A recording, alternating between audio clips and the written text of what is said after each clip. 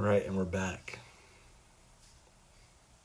Give everybody a chance to jump in here so we can pick up on part two. Sorry we all got kicked out of there. I know so many of you want to know what happened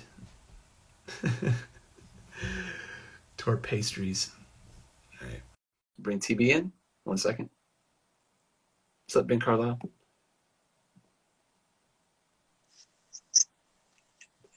There it is.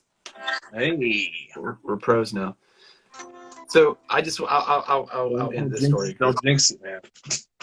But if you remember, man, what had happened with that was I forgot who gave us the cheesecake, but I remember the van had broken down, or we were having issues with the battery, something, and I was under the hood. And I was right on the side of the road, and those cars drove by. Do you remember those people drove by and started like, hey, fuck you, punk rock assholes, and all that stuff? Yeah. And I said something, and they came back. Yep. And then I had a wrench in my hand, and I knew if I threw the wrench that I could go to jail. Yep. So I grabbed the cheesecake. You remember this? Dude, now that you're telling the story, yes. And I hurled the cheesecake at this car and nailed it right on the backside, like the back. I don't think they knew because it was soft enough that I don't think it like made a huge impact. Like, haha, they were probably like, it was probably like 8,000 degrees outside too. So But I remember, whoever gave us that cheesecake like armed us and probably saved me from a lot of trouble. Yeah, so, yeah. Potentially. Probably saved us from trying to figure out how we were going to bail you out that night. Yeah, man. Oh God, I see it in my head now as you're telling the story. I just remember you were just like, it was just like, and they just kept going, and we're just like, all right, cool. Yeah, it happened to us a lot, man. Again, going back to Indiana, one of the many times that we were just killing time in Indianapolis, we went to that Steak and Shake. Do you remember that? After a show? And like we were all hanging out, man. It was super late. It was late night, drunk crowd at Steak and Shake. And we were all in the parking lot. Yep. And these dudes in a Camaro, of course, drove by. And they're like, hey, you punk rock assholes. Woo! Right? Yep. So we're all like, screw you. And they're not saying anything. But then one of us, I think it was Nate, goes, Skinner sucks. And they go, yeah, yes, yes. Like that was the deal breaker for him. As soon as they said Skinner sucks, it was on. Don't talk shit on Leonard Skinner at Steak and Shake at 2 a.m. or like you were. Sorry, I'm trying to avoid a sneeze right now. All right, there you go. Let it go. Sorry, guys. Good night. I don't have COVID-19 in case anyone's wondering. I'm good. So you got your guitar over there, right? I hear a guitar. I do. You want to play a song? Sure. What are you thinking? Man. Right? I know it's hard. It's me. Literally every 2 minutes before I go on, I'm like Cindy Brady in front of the camera like, what do I play? Can everybody hear that? I'm playing. By the way, guys, I'm playing through my brand new Orange Crush Pro 120. Give me an endorsement. That I was hoping to use in April for the tour, which I hope I'll get to use in October. But shout out to Orange for making good quality stuff. It sounds killer. By the way, I have your pedal too, your foot switch that I haven't had a chance to give you yet for your Orange. Yeah.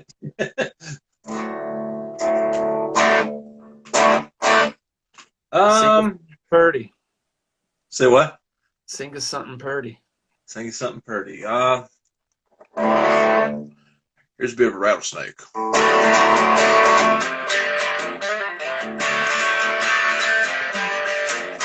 Up there by the Lonesome Pine is where you will find 2 stories of abandonment and something bad inside. Outside by the window, if we stay out or die. In the freezer lies a chopped up body on ice. There's so much evil in this place. Goosebumps on my arms and tears on my face. A faint smoke shield, domicile. Won't you please stay for a while in this dead house? In this dead house, alright. There's a pentagram scrawled across the wall. The smell of desk is thick here as you get out the hall. By the window I see eerie flashes of light.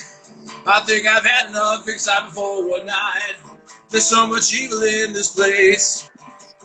Goosebumps on my arms and tears on my face. A quaint dysfunctional domicile. Won't you please stay for a while in this dead house? In this dead house, alright. In this dead house, baby. In this dead house.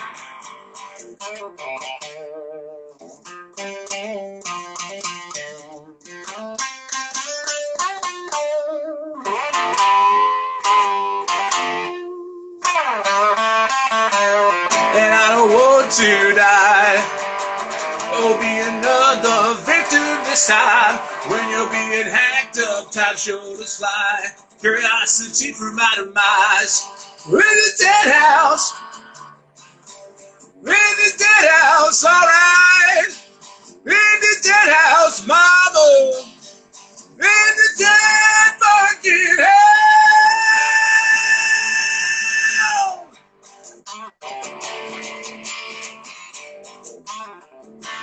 Watch it.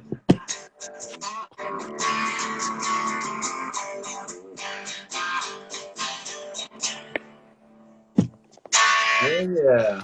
Bravissimo. Bravissimo. Thank you, thank you. I wanted to play with you so bad, but I was like, I'm probably in a different key, and I tell you, I tune standard to D nowadays. That's Not because I can't hit the stuff in E flat anymore, but I just, it's a little easier. It's less wear and tear on your voice, because as you know, both of us hit some pretty high notes in the Blitzkid stuff. So it's just a little, takes the edge off, man. And I figure if we go out on the road in October, that's pretty much 30 straight days of us singing. So we're going to need to conserve some of the, I like D. I like tuning standard to D. I think that as time goes on, for me personally, particularly, like you're saying, I can sing in like standard. That's no problem. I can sing in D sharp, like half that down. That's fine too. But I feel like for me, like the timbre, if you want to get technical or whatever, my voice, my sweet spot is just in D standard, man. And yeah, that's your range, man. I realized that once we started doing Let Flowers Die. I think Let Flowers Die was the first album that we did in D standard, right? Yeah. And it's accidentally, yeah. That was so. Let's give you a little backstory on Let Flowers Die. If you listen to that, I'll preface it with this comment. JB from Mr. Monster, when he was learning some Blitzkid songs at one point, he was saying to me, he was like, dude, the thing about you guys is some albums you're in E, some albums you're in D sharp, some albums you're in D, and other albums you're just out of tune. Yep. And it's so true. I look back on it now, and it's like just the fundamentals of recording an album, like how, I don't want to say we were oblivious to them. We just compensated with just desire to do what we were doing. Like you're saying, when we went into record Let Flowers Die, you'd been fucking around in drop D, right? And then you forgot to come back. I was just literally, dude, I was just trying to come up with some corrosion of conformity, trouble, down, kind of for lack of a better term, stoner rock kind of riffs, just because the night before we went to the studio, and I had tuned my guitar, which, by the way, guitarists, if you're going to tune to a certain tuning, stay in that tuning on that guitar. don't keep tuning it up and down because it'll destroy the neck, as I found out the hard way. But again, you know, we were, like you said, we were, ooh, let's record an album, you know. But, but but no, I was just playing those kinds of riffs the night before, just because. And studio time rolls around, you guys pick me up, we go to Blacksburg. I never bothered to tune my guitar back up to E flat, as it were. So that is why, and we were none the wiser because we didn't, you know, we had our natural aversion to tuners and everything back then. And so we just said, oh, okay, whatever, cool, yeah, we're in tune, good. And we recorded. And literally, guys, we would, between songs, Ghouls and I would just be like, all right, hit your A string, hit your A string. You know. And I just remember Rick Kraniak just going, well, yeah, man, because if you, he was already upset with me because if you remember, I broke a bass string when we were doing bass tracks on, I think on Hellraiser. And what I elected to do rather than go buy a set of bass strings, because I was like, that's expensive, was, hey, why don't I just tune, I broke an E string. I was like, why don't I just tune my A string down to E and my D string down to A I remember that. Finish the album? He's like, you can't do that. And I'm like, why? He's like, you can't do that. I'm like, no, I can do it right now. He's like, no. Right. Why? The bass is right there. You can't do that. And I was like, fine. And I was like, but I don't want a whole set of strings, man. He goes, why? I'm like, because I only broke one. He's like, but I can't buy them individually. And it was Rocket Music in Blacksburg. Yeah. He's like, well, maybe. Let me see. And he came back with a string. If you remember, he brought me a string that had been wound on someone else's. He's like, here, just don't do it the way you want. Here's an E string. So I put a used E string on my bass in the middle of recording that album and didn't even think twice about it. And, you know, it's funny, like, someone saying, like, we have to be the most successful musicians who don't bother to tune in history. And, like, the thing is... now. Come on. We know how to do it now. Come on. I was going to say, though, but I challenge anyone to take a comprehensive photojournalistic view of Blitzkid at shows. And if you put the pictures of us with tuning pedals in front of us versed against no tuning pedals, the no tuning pedal stack far outweighs. And I'm not dissing on it. It's like, if anything, like, I think it's cool, man. Like, that we were that in tune with each other that you and I, we knew what it was. We knew what a Blitzkid E was. And I'd look to you and you'd be like, I go, all right. And, like, who knew if you were right or if I was right, but it was right for us. And yeah, whatever tone came out of the guitar or the bass, we tuned to it, and that's what worked. And it's funny that I forgot about the bass story, but I remember for guitar, not only the tuning thing, but when we were recording that record, if you remember correctly, I still had the Yoda guitar, which was the Washburn guitar that I had for years and years and years. Washburn G5V model that I got at Concert Music World for $150. Was it like a Kirk Hammett edition or something like that? Something weird? It was for a little backstory on that guitar. That was the same guitar, not the guitar, but the same model guitar that Carlos Cavaza plays in the Quiet Riot Come On Feel the Noise video. It's a Washburn G5V.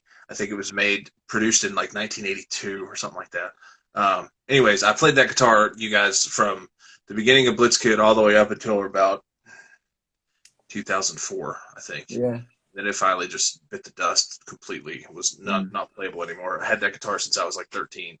But anyways, that guitar was kind of already starting to give me problems around the time we started recording Let Flowers Die.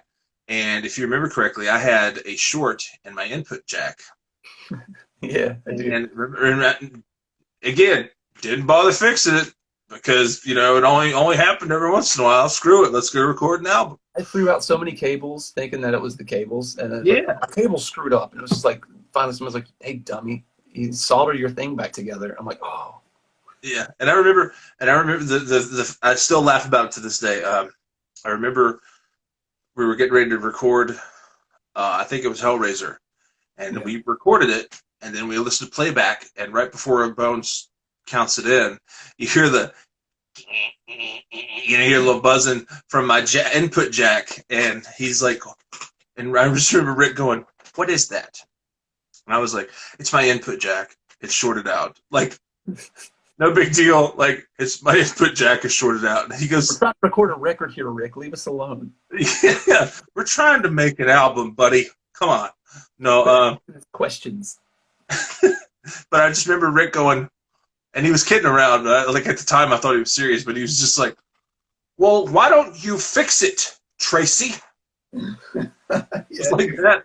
And I was just like, "Oh." He goes, "I'm just kidding. It'll be fine." He's like, I can cut that noise out. It's fine. But seriously, fix the guitar." yeah, man. It's true, dude. And I remember when we were on tour, 2006. So keep in mind, this is 2006. Long time ago, but compared to how long I'd been playing bass at that point in time, pretty long time. We were on tour with the Resurrects. So at that point in time, the guitar player from Necromantics was in the Resurrects. And we were backstage in, I think, Denmark, I believe it was. This was the place that had the stairs of death. I think it was maybe the Netherlands. Yeah. Somewhere. But anyway, we're downstairs, and he was watching me string my bass, and he goes, "Dude, why are you stringing your bass that way?" And I go, "Because I need strings." He goes, "But why are you stringing it upside down?" I'm like, "What do you mean?" He goes, "You're putting the strings on the wrong way. Like, they need to be down, not on top, from the bottom." And I'm like, "What?" I was all like, what do you mean?" And I remember him just going, he goes, "This is the most punk rock thing I've ever seen in my life." He just high-fived me. And I was like, "What? What?" He goes, "You keep doing you, man. Just keep doing you." And I was like, "What did I do?" And finally I got him to tell me, because he's like, "That's why you're breaking strings." That's probably why I broke strings when we were recording Let Flowers Die.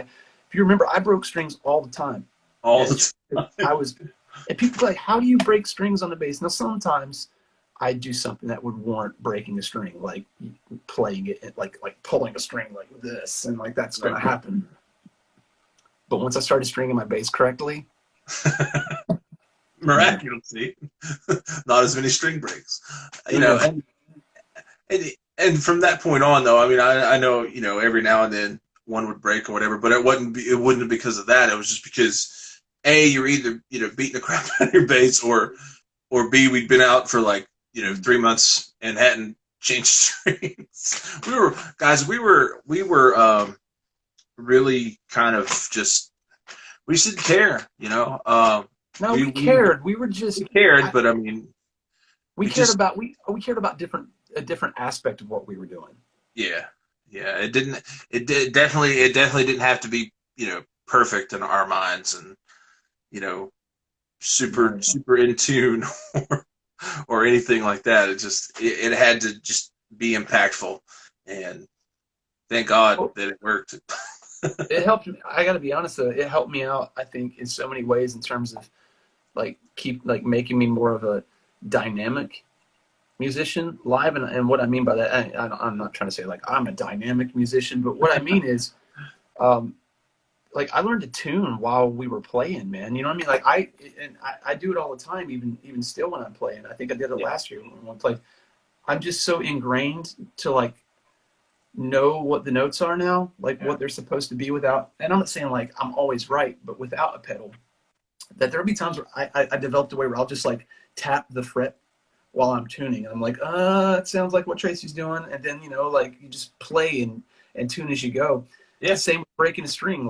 I would break all the strings, and that's how I learned. I'd break the E string. Instead of stopping, I would just go straight to the A string, and I would start playing the A till it sounded like your E, and then I would just tune while we were playing. Yep. I remember that. Back very, very, very, very prominent back in the Bristol Johnson City days. That was I remember at least once every 3 shows that we'd play down in that area, looking over at you, you'd just be like, and the E string would just be flapping, Well, there it is.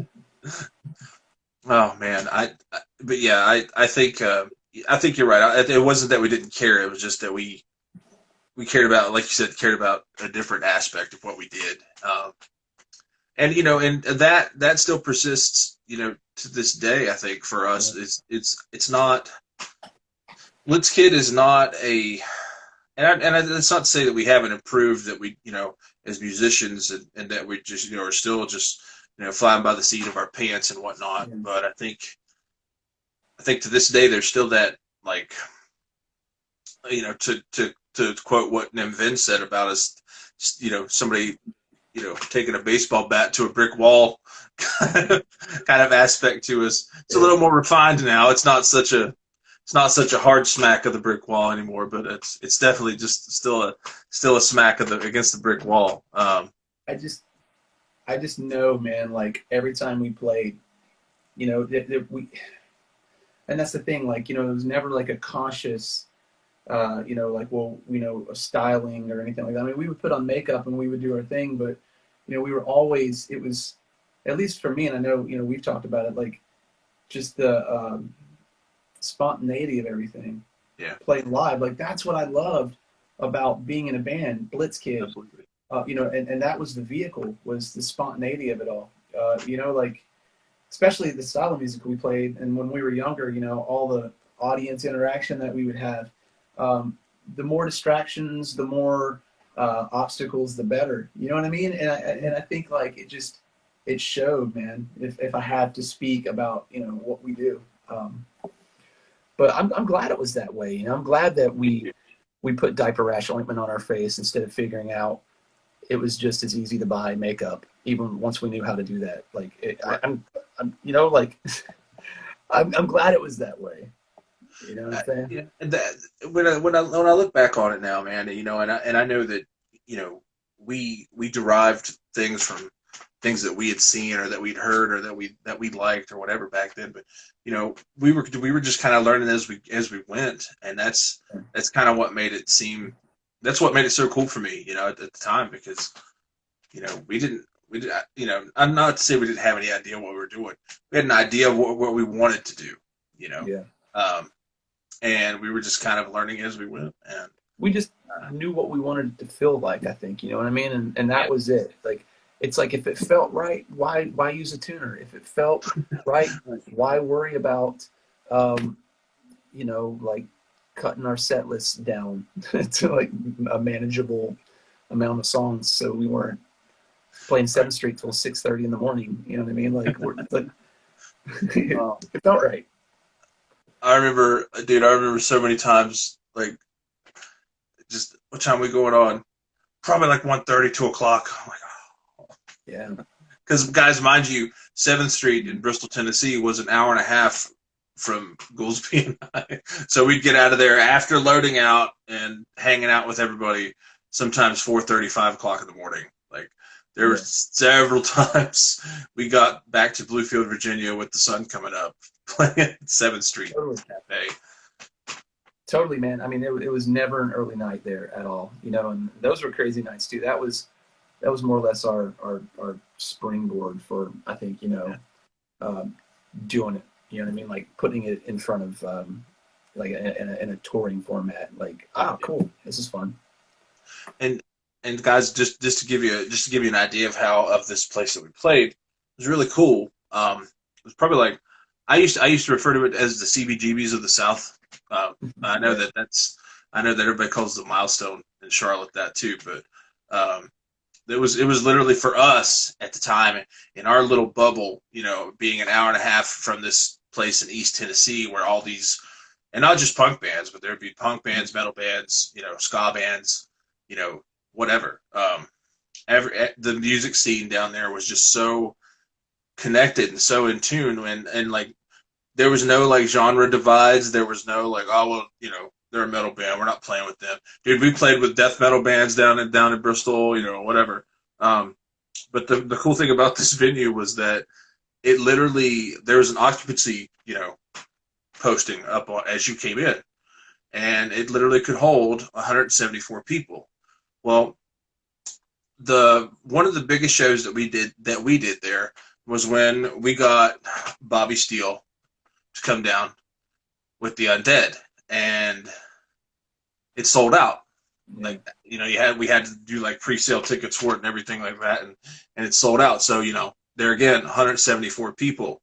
Well, the owner of this place was a, you know, fantastic New York, you know, asshole, gentle soul named Al Hobbs. God rest you, buddy. But Al just kept letting people in because Al, you know, didn't care. Al was, you know, kind of a old punk rocker from New York himself. So he just kept letting people in, guys. And by the time he said, okay, I have to start turning people away now. By the time he did that, there was 350 people packed in this little club. You couldn't move. Like, we had to literally kind of, I mean, you know, not crowd surf, but just kind of like, you know, shimmy through people to get to the stage when we played. I'm surprised that show wasn't shut down by the fire department or something. Yeah, I'm surprised any of those shows weren't shut down by any legislative branch of Bristol, Tennessee at that point in time. True. It's true though, man. I mean, yeah, that was crazy, you know, and I do remember that. I remember there, like, I remember coming in through the kitchen, and like even still, like I had to walk across the bar and then jump to get to the stage, like literally like climb part of the wall. There was no room to move. Yeah, there was no room to move. It was crazy. Wow.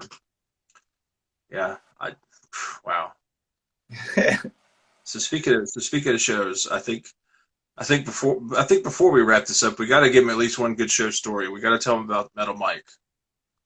Oh, Metal Mike. Okay, I'm glad you brought that up because I actually kind of gave a little bit of a precursor to this, I think, on one of the earlier episodes. I was telling everybody that when we would play Hamptons, we're jumping back to Bluefield now. It's a place that we used to play in Bluefield. That was a pink house, a pink 2-story house that had been turned into a business. It was a Chinese restaurant, and then it turned into this bar. And by the time that, you know, we were coming around, it was the bar. They had open mic nights. We would go there every Wednesday, and we'd haul all of our stuff up the stairs and just learn how to play our songs. Yep. And we were terrible. And it was terrible enough to where all the neighbors in the like surrounding area complained, and we single-handedly shut down open mic night. And we showed up one night with our gear, and Malmo, remember him? Yes, I do. Malmo was at the door. He's like, no, you guys can't come in. Don't bring your gear in, guys. We're like, why? And we're just like going by him with like, shut up, we're coming in. He's like, no, he goes, you guys single-handedly ruined open mic night. Thanks. And we were like, awesome. And I was like, what does that mean? I have to stop doing it because everybody's complaining when you guys come and play. Yeah. So that was the end of Blitzkid, really. I mean, that was the end of our live career until we got a call from him saying, hey, man, people are wondering when you guys are playing again, so I need to give you a show. And that was how we got our first real show, was at Hamptons. And we played there all the time after that. We started at least like twice a month. And I just want to throw this in there, that there was a set of stairs right in front of the stage that was about 24 stairs. So if you're watching the band and you had the misfortune of being on like stage right or stage left, whatever, from your perspective, if you got pushed, you were going down those stairs, and there was no rope, there was nothing. And there were like a couple of really close calls I remember seeing, you know, like I thought like, that's it, that person's a goner. But leading into Metal Mike, we got into the thing where we just started you know, let's keep this crowd here. Let's keep people coming back. Yeah. So what Blitzkid do? We would say, hey, you know, we're going to give you free prizes if you do the most crazy random thing. And we watched people. We gave people a dead bird one time. You remember you hit somebody with a chair. TB straight up hit somebody like WWE with a folding chair as hard as I've ever seen anybody get hit with a chair on the back. And I think we gave him a dead bird in a bag. We gave him. Well, that was when we were giving out burned copies of Terrifying Tales before we got them back from the duplication place, because we'd ordered them, but you know, to us the album was already out, so we just would burn copies, and we would give people copies of Terrifying Tales. Yeah, and that was at Perico's. That wasn't a Hampton show. That was at Perico's when that happened. But this gentleman, you know, very very in the bag, as it were, and I'm like, all right, who will take a chair shot from me, full force, for a copy of Terrifying Tales? And this guy's just like, I'll do it, man. Let's go. You know. So, he just like, so I take my guitar off, I sit it down, you know, against my amp, and, and I go to him and I said, listen, I said, do you want me to go full bore with? Because you know, I didn't want to like, you know, really waylay someone, but I'm like, you want me to go like full bore with this, or You're kind of like, please. do you want me just kind of like, you know, not go as stiff? And he goes, no man, fucking just give me everything you got, brother. And I'm like, okay.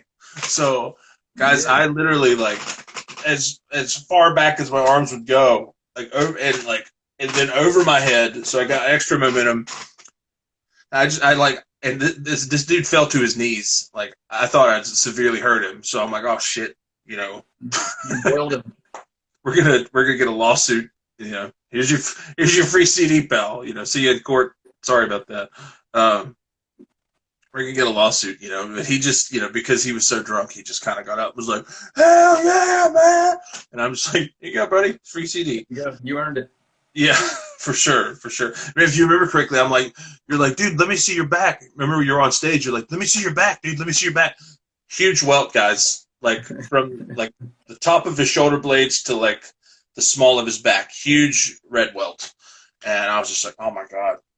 And but yeah, he was having the time of his life. So We pushed the buttons, man. Benny says don't kill the fans, and like I really like in the early days, man. It's not like we were massive like sadists or anything, but like no. it was just I was working at Spencer's, remember at the time. So like I said, I would get random things, man. Some things were coming off the truck and they were screwed up, and I remember I don't know what we did. We gave away like a Bride of Chucky. We give away like movie maniacs to people for random things. I think we were giving people haircuts at one point. Do you remember? Me and Josh were like shaving people's head at the door, giving them haircuts. Yeah. I actually still have the flyer from that. It says free punk rock haircuts, $5. Oh god. Oh man. And remember, so to even preface Metal Mike a little bit more, we had a friend. I won't say his name because I don't want to get him in trouble. We had a friend from Eastern Kentucky who came to see us play a couple times at Hamptons in Bluefield. And was there one of the nights we said, you know, hey, whoever does the craziest stuff, whatever, you know, we'll give you a free CD. And if you remember correctly, we look out and he's just like going nuts in the crowd. I guess in the pit you would say.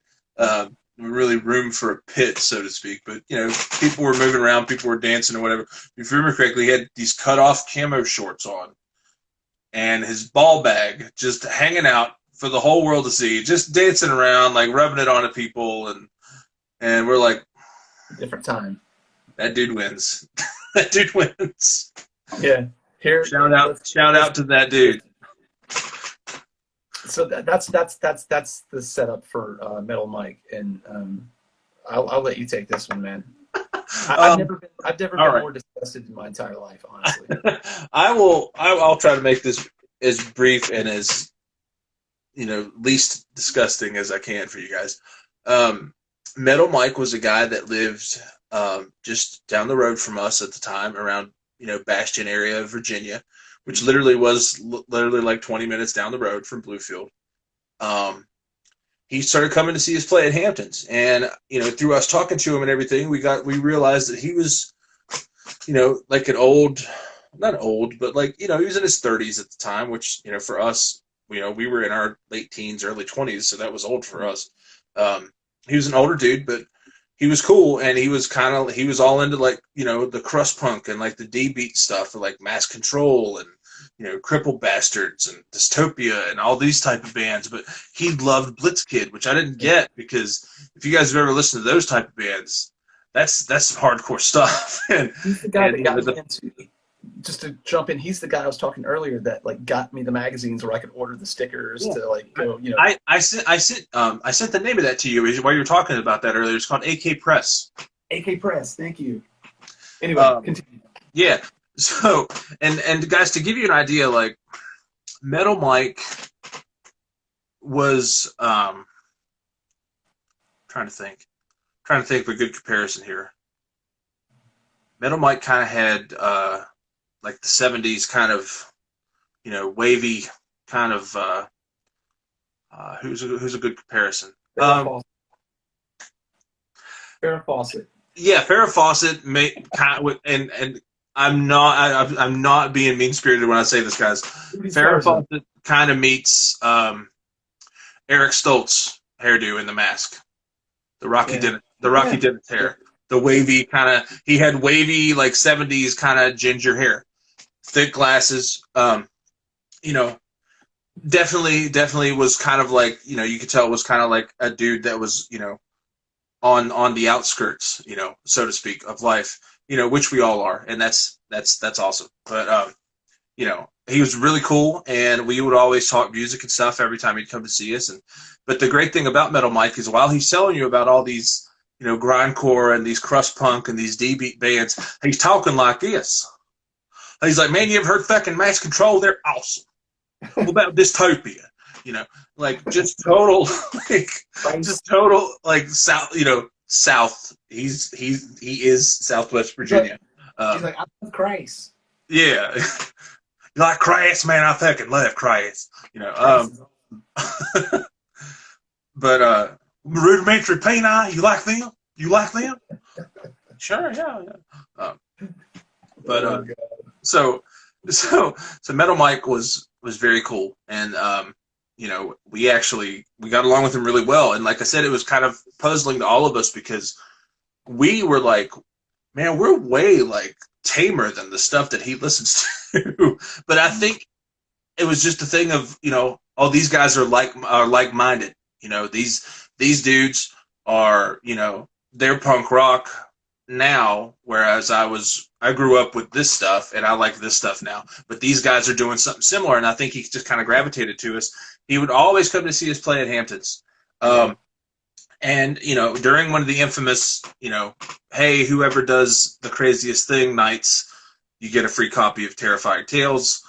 Before it's released, that was always the caveat. We said, it's not come out yet. This is a, free promo copy of your own, to have. No one else gets it. It's just for one person, one night only kind of deal.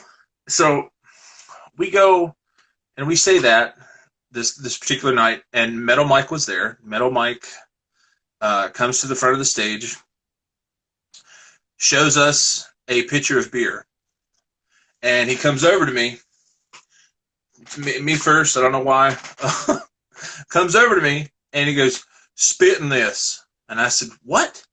And he, spit in this. And like, I think you and Stu were just kind of playing like some kind of bass and drum thing, just to kind of like, as it's going on, some mood music, whatever. And I said, "Spit in this." So I'm like, all right, Yeah. Hey, cool. So goes over to you. And I assume he said the same thing to you, "Spit in this," So you were just like, nah. I just remember you was just kind of like, all right. Very, very, I'm not going too hardcore. Then he goes to our drummer, Stu. And same thing, "Spit in this." And while Stu's playing drums, dude, I never forget. I've never seen like such an intense Lug face. Like he hocked the loogie of all loogies into that pitcher of beer, and I apologize, guys. This is gonna get worse. So after that, Mike goes over to a couple of people in the crowd because people smelled loogie in the water at this point, and now everyone was just like ready to be a part of this, and like the whole bar, it was insane, man. It was like mass mentality, but yeah. So he goes over to a couple people in the crowd, left of Ghouls, and he's like, and they're like, "What?" And he's like, kind of like motions back to us, like, "Oh, what they just did." And so, yeah, sure enough, a few people were just like in this pitcher of beer, and it gets passed around, like you're saying, it gets passed around, like all the way down the actual bar to the back of the club where they had like tables and stuff. Back up, and dude, by the time this got back up to the front of the stage where he was, it had like, I mean, I know of probably about 30, 40, lugs in it, and like cigarette butts. Cigarette butt in there for sure. Like, I know at least one cigarette butt was in that. Decimated like beer nuts and like peanut shells and whatever else. I saw like a coffee stir that someone had been chewing on. You know what I mean? Yeah. Like it was like a red coffee stir like was in there. I'm sure I hope he didn't drink that, but No, it's probably right. I don't recall that. I definitely recall the cigarette butt because I remember seeing that when he held it up. Now that brings us to this part of the story, guys. He gets it back up to the front of the bar where we are, in front of the club. There was no stage, so you can't really say front of the stage, but front of the area where the band played. And I'm just looking at him, and you guys are still doing your bass and drum thing. And he holds this pitcher of beer up, guys, and he goes, "If you're afraid of biological warfare, get the fuck out of the way." And like chugs this entire beer pitcher. Like, snot lugs falling from his face, his cigarette butt. And we were just like, was the word, aghast, I guess you would say. Yeah, gassed. So we were just like, "Here's your CD, man." And we never saw him again. No, he came to a show probably like 3-4 months after that. We were playing Hamptons. And I don't know if you might not have seen him that night, but I saw him that night. And this is where the story glowing.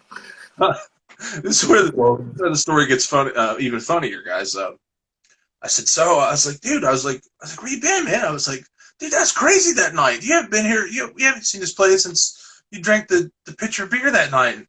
He's like, "Yeah, man, I ain't doing that shit again." I was like, "What happened?" He's like, "I got sick, dude." I'm like, "Hello,"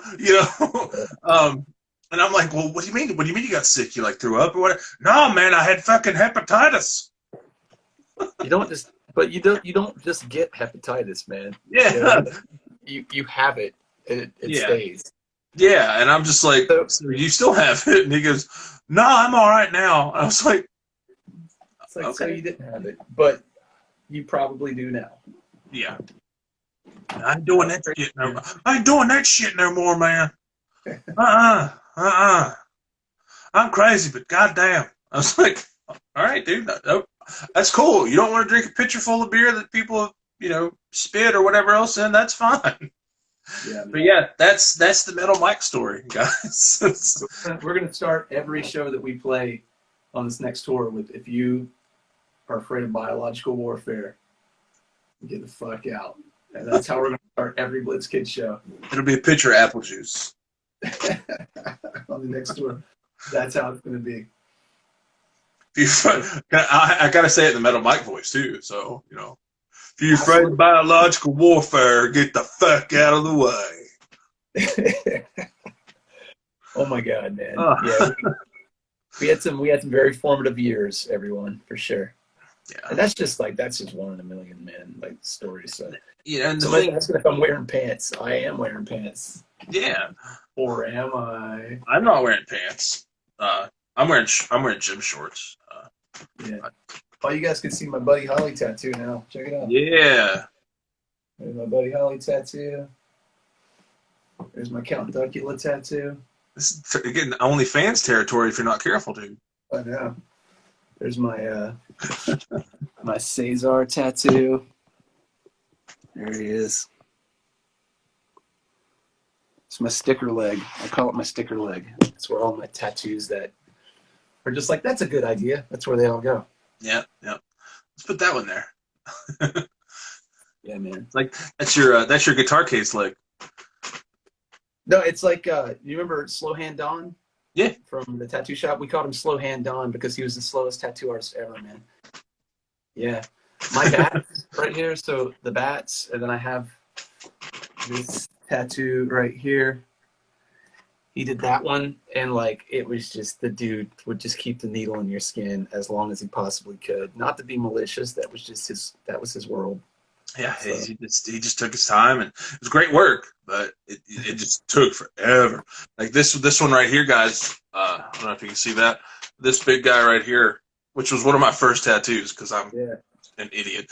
But I'm like, hey, yeah, let's get the biggest thing I can think of for the first tattoo.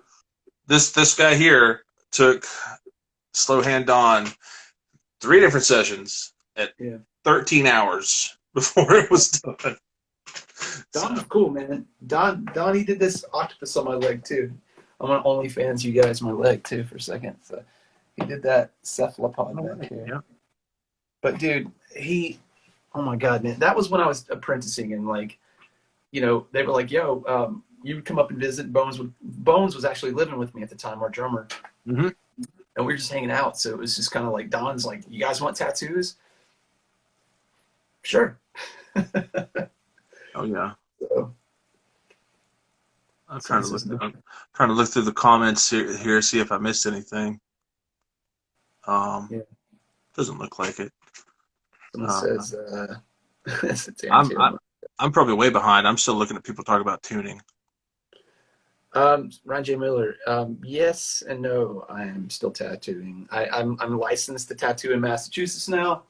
Just waiting on them to open back up because I got all that right before all this happened. So once that's set up, I'll be up in Massachusetts.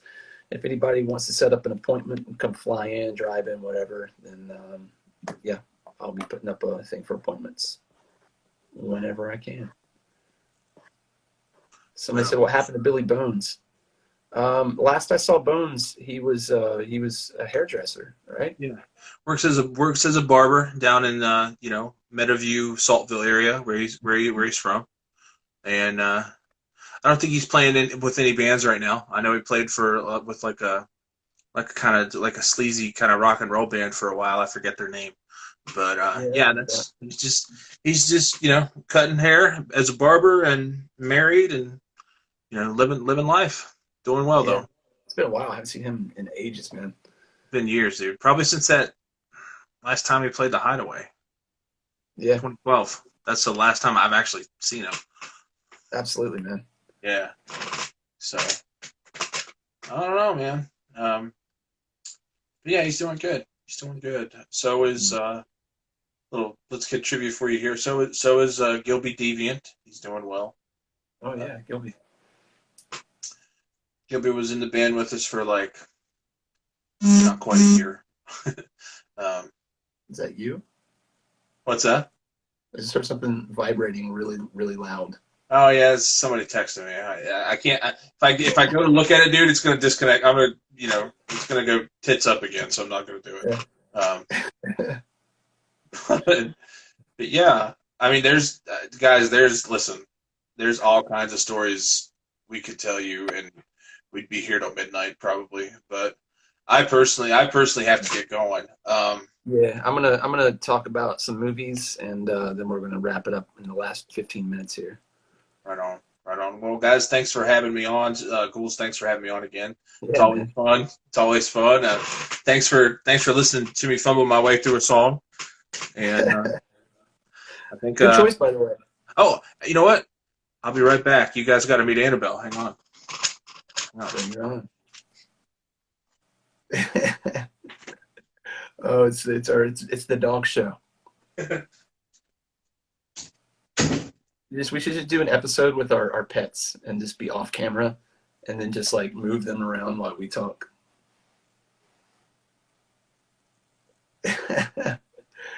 All right, you guys. And what we're going to do too is here in the last few minutes, we're going to talk about Vampire, last week's movie. And I know sometimes we get carried away talking and the movies kind of fall by the wayside. It's not that they're less important. Sometimes it's just hard. Apologize, which is why I'm thinking I'm going to do like some kind of podcast where we can. Say hi, Annabelle. Say hello to Instagram. I love how she's like so awkward. Every time I pick her up, she's like, hands up. Yeah, dude. Yeah, she's adorable, man. She's awesome. What's up, puppers? Yeah. Tiger's around here somewhere, but she's hiding, so.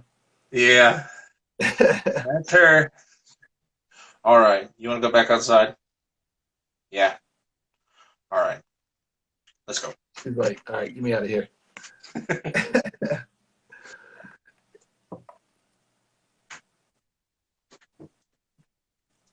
trying to see what's on your curtains.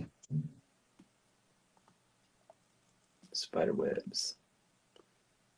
Well played. Well played. All right, you guys. So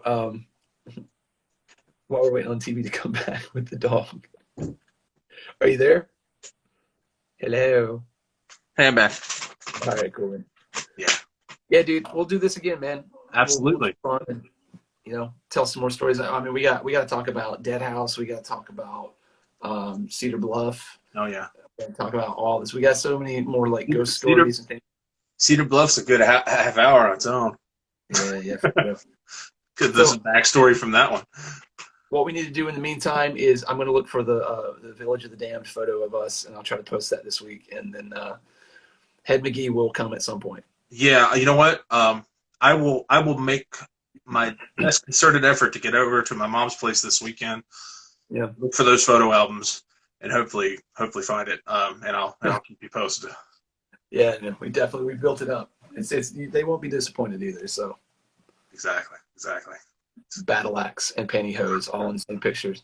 So Bye, Hawk. all right, man. All right, guys. I'll talk to you later. I'll hit you up later this week. Peace out, and you guys stay safe and stay healthy, and we'll do it again soon. Yeah, man. I'll talk to you later, dude. All right, later, bud. Peace. Bye. All right. And then there was one. So thank you guys very much for sticking around. Appreciate it. As I said, there's real no like structured format to these. We just kind of hang out. You guys are with us. That's the whole point. But what I do want to talk about structurally for a minute is movies. I know we were doing last week or the week before, I was telling you guys about Vampire, Carl Dreyer, which is awesome movie. So I hope you guys had a chance to watch it. If anybody did and you want to make any comments or tell me what you think about it, let me know.